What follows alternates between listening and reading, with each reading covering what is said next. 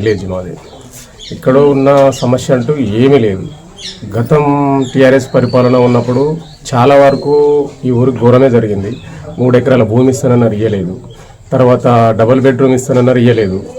ఇప్పుడు కాంగ్రెస్ హాయంలో కొండేటి మల్లయ్య గారు జడిపటీసీగా ఉన్నప్పుడు ఇక్కడ ఉన్న నిధులు కానీ ఏది ఇంత సీసీ రోడ్లు కానీ బావుల దగ్గర పోయే డొంక కానీ బాటలు కానీ నిర్మంగా మంచిగా నిదానంగా మంచిగా చేసినారు జానారెడ్డి మంత్రి గారి పదవిలో.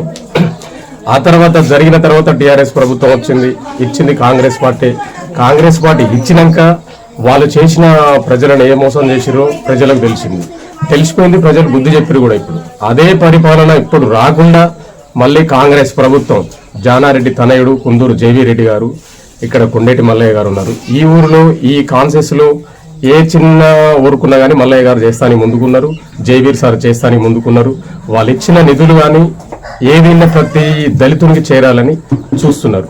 మా కార్యకర్తలు పని అట్లనే ఉన్నది, తర్వాత ఎమ్మెల్యే గారి పని అట్లనే ఉన్నది. అయితే మీకు గతంలో బీఆర్ఎస్ పార్టీ హయాంలో మీ గ్రామంలో అభివృద్ధి ఎట్లా ఉంది, కాంగ్రెస్ పార్టీ హయాంలో ఎట్లుంది? అంటే అభివృద్ధి అనేది ఎక్కడ ఏం జరగలేదు. ప్రజలు మోసపోయినారు.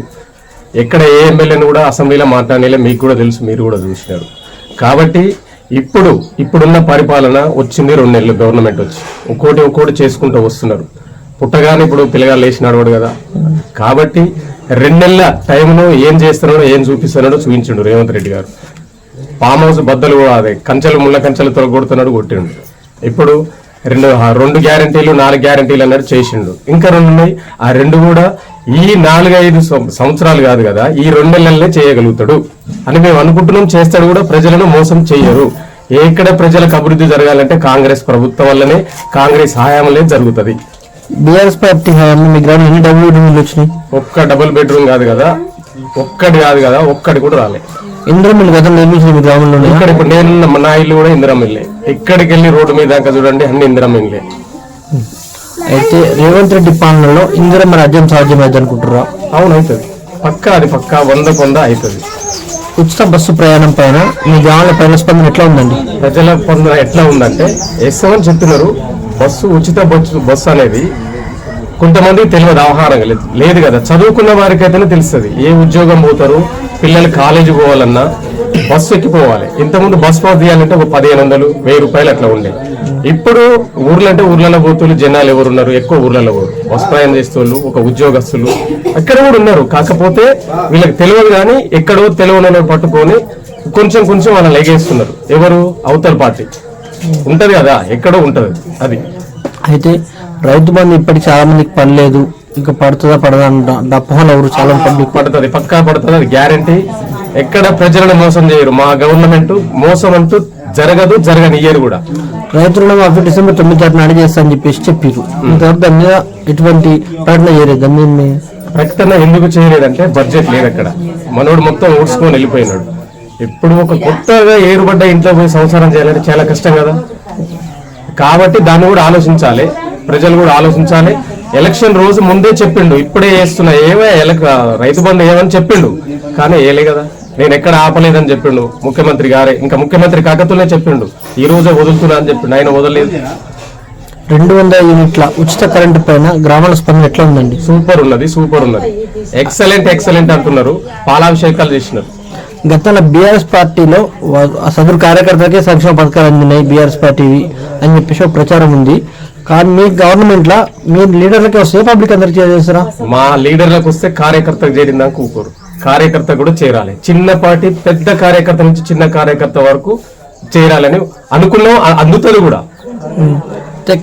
మీ గ్రామంలో పెన్షన్స్ కరెక్ట్ టైంకి వస్తున్నాయా? కరెక్ట్ టైంకు. ఇంతకుముందు ఒకటి ఏం చెప్పినారంటే ఎప్పుడో ఇచ్చిన అప్పుడు అదే ఇబ్బంది పడ్డారు. ఇప్పుడు ప్రజలు ఎక్కడ కూడా ఇబ్బంది పడొద్దని ముఖ్యమంత్రి గారు చెప్పినారు. దాని ప్రకారం మేము ఫాలో అవుతున్నాం. వాళ్ళకు కూడా తీసుకున్నాం. ప్రతి నెల ఏ డేట్ నాడైతే పెన్షన్ ముసలి పెన్షన్ ఇస్తున్నారో ఆ పెన్షన్ కు మేము కూడా ముందుకు వస్తున్నాం, తీసుకుపోతున్నాం. వాళ్ళని తీసుకొచ్చి అడుగుతున్నాం కూడా. ఎందుకు ఇవ్వగలుగుతలేమంటే అయ్యా ఒక టైం 2 నెలలు కదా, ఈ 2 నెలల్లో మనం కూడా అడగొద్దు కదా. ప్రస్తుతం గెలిచిన మీ ఎమ్మెల్యే గారు మీ గ్రామ ప్రజలకు కానీ మీ మండల నాయకత్వానికి అందుబాటులో ఉంటుర్రా? పక్కా. ఇట్లా ఫోన్ కొడితే మొన్న కూడా చిన్న విషయం, వాటర్ రాకుండా ఇట్లా ఫోన్ కొట్టినాం. ఒక గేట్ వాళ్ళు సాగర్ వాటర్ పైప్ లైన్ పగిలిపోతే ఇట్లా ఫోన్ కొడితే ఎమ్మెల్యే గారు ఫోన్ ఎత్తిండు. ఎమ్మెల్యే మల్లయ్య గారికి ఫోన్ చేసిండు, మల్లయ్య గారు ఇక్కడికి ఫోన్ చేసి దాని గేట్ వాళ్ళు వేపించి నీళ్ళు కూడా సాల్వ్ చేసిండు. ప్రస్తుతం మీ గ్రామంలో సమస్యలు ఏంటండి? మా గ్రామంలో సమస్యలు అంటే ఏం లేవు. ఒక వాటర్, ఇప్పుడు జలాలు భూగర్భ జలాలన్నీ కిందికి వెళ్ళిపోయినాయి, ఎక్కడ కూడా వాటర్ లేవు. కాబట్టి వాటర్ ప్రాబ్లం లేకుండానే చూసుకుంటున్నాం. అది కూడా ఈ రేపు ఎల్లుండి మల్లయ్య గారు వస్తున్నాడు, ఎమ్మెల్యే గారితో మాట్లాడిండు, కొండేటి మల్లయ్య గారు మాట్లాడి 2-3 రోజులు ఇంకా 3-4 బోర్లు ఎక్కడన్నా లేవంటే ప్రజలకు ఇబ్బంది కాకుండా బోర్లు వేపిద్దామని చెప్పినాడు. కాంగ్రెస్ పార్టీ పాలనకు బీఆర్ఎస్ పాలనకు తేడా అయింది సార్? ఒకటేనండి, బీఆర్ఎస్ పాలనకు కాంగ్రెస్ పాలనకు తేడా ఏంటంటే ప్రజల పాలన కాదు, అది వాళ్ళ ఇంటి పాలన బీఆర్ఎస్ పాలన. అదే కాంగ్రెస్ పాలన ఉంది కదా, ప్రజాపాలన, కార్యకర్త పాలన. ఇది కార్యకర్త బాగుపడితేనే గవర్నమెంట్ బాగుపడుతుంది. అది అయితే మీ కాంగ్రెస్ పార్టీ ప్రవేశపెట్టిన 6 గ్యారంటీ స్కీమ్లు ఎంతవరకు ఇంప్లిమెంట్ అయితే అనుకుంటారు సార్? ఇంట్లో మొత్తం అయిపోతుందండి. ఒక 2 ఉన్నాయి, మీకు తెలుసు కదా, మీరు చూసిరు కదా. 6 గ్యారంటీలు 4 అమలు అయిపోయినాయి, ఇంకా 2 ఉన్నాయి. ఆ 2 కూడా ఈ 2 నెలల్లో చేస్తానని చెప్పినాడు మొన్న ఇంద్రవెల్లి సభలో ముఖ్యమంత్రి గారు చెప్పినారు. అయితే రానున్న స్థానిక సంస్థల ఎన్నికలు కానీ, సర్పంచ్ ఎలక్షన్లు కానీ, పార్లమెంట్ ఎలక్షన్లు కానీ వీటిని ఉద్దేశించి మీ మండల నాయకత్వానికి మీ గ్రామ పిల్లలకి ఏం చెప్తాం అనుకుంటారు సార్? మేమా ప్రజలకు చెప్పకుండా ఆల్రెడీ తెలిసిపోయినది, ప్రజలకు వాళ్ళకు వార్త అనేది వెళ్ళిపోయినది. ఏమని వెళ్ళిపోయినది? ప్రజాసేవ, కాంగ్రెస్ పాలన మంచిగున్నది ఈ ఊర్లో. అదే కాంగ్రెస్ టిఆర్ఎస్ ఎమ్మెల్యే ఇక్కడ మంచి పనులు చేస్తే ఎందుకు ఆ లీడ్ ఇస్తారు? 365 ఓట్లు లీడ్ వచ్చింది ఇక్కడ కూడా. అదే ప్రజలకు మళ్ళీ అదే దెబ్బ మళ్ళీ పోతున్నాం మేము, మళ్ళీ చెప్పుకుంటూ పోతాం. 6 గ్యారంటీలు 4 గ్యారంటీలు అమలైనా ఇంకా 2 కూడా అవుతాయి.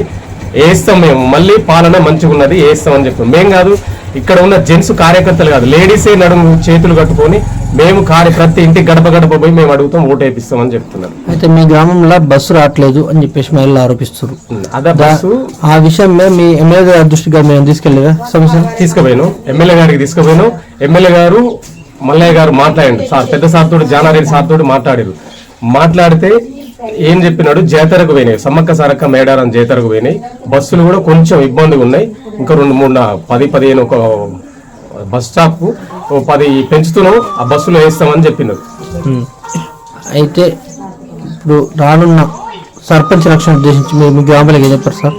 సర్పంచ్ ఎలక్షన్ కూడా ఇక్కడ స్టార్టింగ్ నుంచి ఎప్పుడు కూడా కాంగ్రెస్ సర్పంచే. టిఆర్ఎస్ గవర్నమెంట్ ఉన్నా కాంగ్రెస్ సర్పంచే గెలిచినాడు, కాంగ్రెస్ గవర్నమెంట్ ఉన్నా టిఆర్ఎస్ కాంగ్రెస్ సర్పంచే గెలిచినాడు. కాబట్టి మేమేం చెప్తున్నాం, ఒకటే, ప్రజలకు పాలన నచ్చినప్పుడు ఎట్టేయాలి, ధర్మానికి అధర్మానికి ఓటేయాలన్నప్పుడు వాళ్ళే నిర్ణయిస్తారు, మనం కాదు. ఇక్కడ ఉన్న ఇప్పుడు మీరున్న ఈ సీసీ రోడ్డు వేసింది కూడా మల్లయ్య గారు, జానారెడ్డి మంత్రి పేర్లనే. ప్రతి ఇంటికి నల్ల కలెక్షన్ ఇచ్చింది కూడా జానారెడ్డి పేర్లనే. మిషన్ భైరవ కార్యక్రమం మీ గ్రామంలో ఎంతవరకు ఇంప్లిమెంట్ అయింది? ఒక్కటండి, మిషన్ భైరవ్ అంటే ఒక్కటే. నా ఇంటికి ఒక్కనింటికి వస్తే నా కడుపు నింతే నేనే సంతోషపడ్డట్టు కాదు. 100 మందికి మిషన్ భైరవ్ అని పెట్టినారు. ఆ మిషన్ భైరవ్లో ఎవరి కడుపు నిన్నదండి? ఎవరింటికి పోయినా కోట్లు. ఏ కార్యకర్త బాగుపడ్డాడండి? ఒక్క లోన్, ఎస్సీ కార్పొరేషన్ లోన్ పెడతామన్నారు, పెట్టిరండి, అది పెట్టలేదు. మిషన్ భైరవ పని అనేది ఫేక్ అదంతా.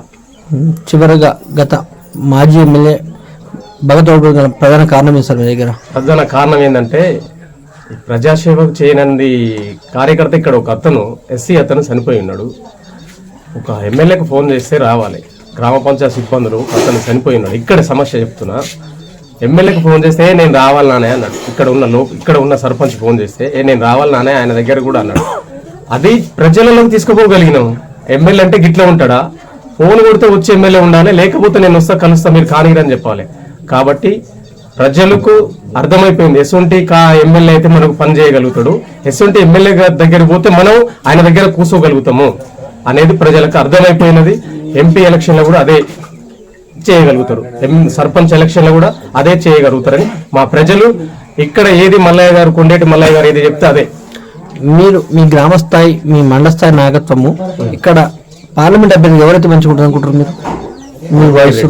కుందూరు రఘువీర్ రెడ్డి, జానారెడ్డి పెద్ద కొడుకు రఘువీర్ రెడ్డి అయితే ఇంకా భారీ మెజార్టీ వస్తుంది, భారీ లీడ్ వస్తుంది. ప్రతి గ్రామాన సాగర్ కాన్సెస్ లా పెద్ద మనిషి జానారెడ్డి సార్ చేసింది పరిపాలన మంచిగా ఉన్నది కాబట్టి అదే పరిపాలన మనసు కార్యకర్త ప్రతి ఒక్కరు నడుము కట్టుకొని కుందూరు రఘువీర్ రెడ్డిని ఎమ్మెల్యే చేసి రఘువీర్ రెడ్డికి ఎంపిక చేయాలని చూస్తున్నారు.